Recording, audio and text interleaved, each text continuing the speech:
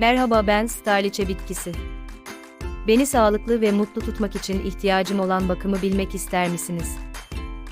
Işıktan hoşlanıyorum, ancak doğrudan güneş ışığından fazla almak istemem.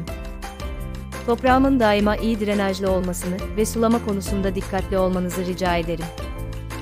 Benimle ilgilenirken sıcaklığı da göz önünde bulundurmalısınız. Ilıman sıcaklıkları severim. Yapraklarımdan yeni bitkiler üretmek yerine, tohumdan ya da bölme işlemiyle beni çoğaltman üretmenin en güzel yolu. Bahar ve yaz aylarında beni biraz iç mekan bitkisi gübresiyle şımartabilirsiniz. Ben dayanıklıyım, ancak aşırı sulamaktan kaçının. Her zaman sağlıklı ve neşeli bir bitki olmak için buradayım.